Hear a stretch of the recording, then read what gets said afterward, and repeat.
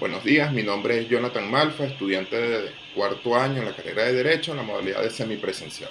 Específicamente, pues en esta oportunidad, en el subproyecto de Derecho Internacional Privado.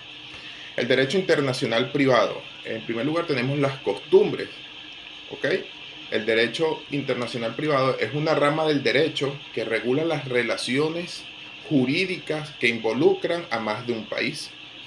Dentro de su ámbito tenemos lo que es las costumbres, el cual pues desempeñan un papel importante y su relevancia puede analizarse desde diferentes perspectivas. Tenemos que la fuente del derecho en las costumbres pueden ser consideradas como una fuente del derecho en el ámbito internacional privado. Estas son prácticas o comportamientos que han establecido a lo largo del tiempo y que, si son aceptados y reconocidos por las partes o las sociedades involucradas, pueden tener fuerza vinculante. Tenemos el uso y práctica.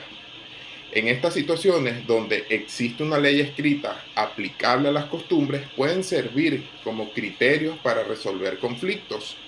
Estos especialmente relevantes en la resolución de disputas internacionales, donde las leyes nacionales pueden ser insuficientes. Por otro lado, tenemos el reconocimiento internacional. Las costumbres que son reconocidas a nivel internacional, por ejemplo, en contextos comerciales, pueden influir en la forma en que los tribunales y las autoridades legales resuelven los casos. Esto incluye prácticas en el comercio internacional, derechos humanos y en cuestiones familiares. Por otro lado, pues tenemos el derecho internacional privado en los tratados que establecen normas y principios para la resolución de conflictos que involucran a distintos países. Aquí hay algunos puntos importantes sobre los tratados en el contexto del derecho internacional privado. En primer lugar, pues, tenemos la definición y función. Los tratados internacionales son acuerdos formales entre dos o más estados que crean obligaciones legales en el contexto del derecho internacional privado. Los tratados pueden regular aspectos como la ley aplicable, el reconocimiento y ejecución de sentencias extranjeras y la protección de derechos en situaciones fronterizas. Tenemos otro punto de los tratados, el ejemplo, ¿ya? Tenemos el convenio de La Haya sobre la ley aplicable a los contratos, que establece reglas sobre que la ley es aplicable a las obligaciones contractuales que atraviesan fronteras. Tenemos también los convenios de La Haya sobre la protección de menores, que regulan cuestiones relacionadas con la custodia y protección de menores en situaciones internacionales. Tenemos también, por otro lado, la Convención de Nueva York sobre el reconocimiento y la ejecución de laudos arbitrales extranjeros, que facilita la ejecución de laudos arbitrales en los estados parte, lo que es fundamental para la resolución de disputas comerciales internacionales. Tenemos también lo que es los principios de reconocimiento y ejecución. Muchos tratados establecen principios para el reconocimiento. Eso es fundamental en el derecho internacional privado. Por otro lado, tenemos la jurisprudencia en el derecho internacional privado, que se fundamenta en una serie de principios y normas que han sido interpretados y aplicables por tribunales en diferentes jurisdicciones, formando así una rica jurisprudencia. Esta jurisprudencia es crucial para la aplicación de prácticas del derecho internacional privado, ya que ayuda a resolver casos que involucran elementos internacionales. ¿Ok?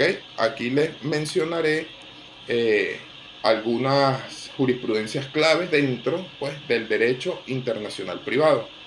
Tenemos lo que es el conflicto de leyes. La jurisprudencia en esta área se ocupa de determinar cuál es la ley aplicable en casos que involucran diferentes sistemas legales. Por ejemplo, los tribunales han desarrollado herramientas como la conexión o nexo, que ayuda a establecer la legislación que debería aplicarse a un caso en particular. Tenemos también el reconocimiento y ejecución de sentencias extranjeras. Muchos casos judiciales se centran en el principio de reconocimiento de sentencias extranjeras. Los tribunales suelen evaluar si se cumplen los requisitos de reciprocidad y la sentencia cumple con los principios del debido proceso. Tenemos también la custodia de menores. Los casos relacionados con las custodias de menores son comunes en el ámbito del derecho internacional privado. La jurisprudencia a menudo se refiere a tratados internacionales como la Convención de La Haya sobre los aspectos civiles de la sustracción internacional de menores, para decidir sobre el regreso de un menor retenido ilegalmente en otro país.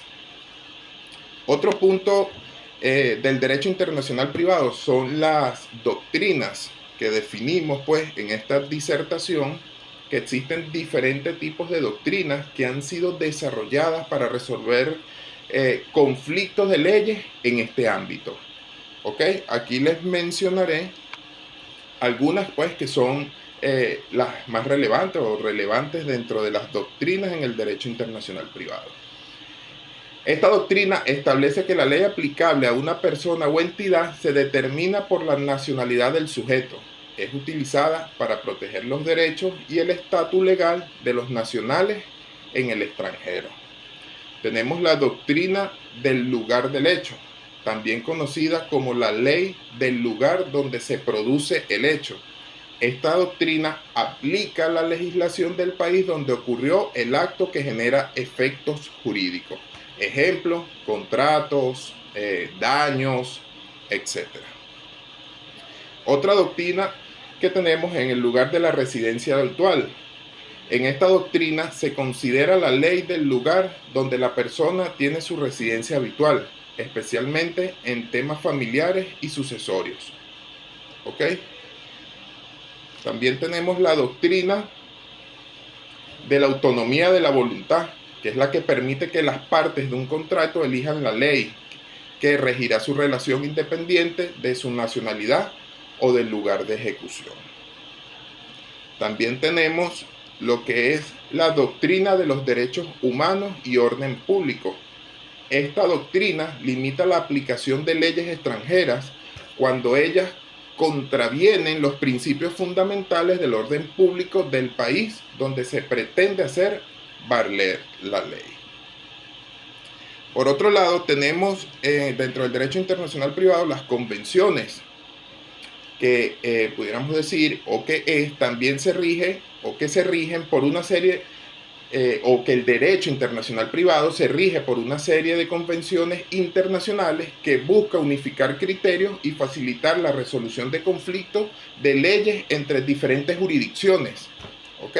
Aquí les mencionaré algunos puntos claves pues, de las convenciones dentro del derecho internacional privado. Tenemos la Convención de La Haya sobre la ley aplicable a los contratos internacionales de 1986. Esta convención establece normas sobre que la ley debe aplicarse a los contratos internacionales en función de la autonomía de las partes y otros criterios. Tenemos también la Convención de La Haya sobre la protección de menores de 1996. Esto pues establece que regula la cooperación internacional en la protección de menores y la ley aplicable en casos de tutela y protección de los derechos de los niños.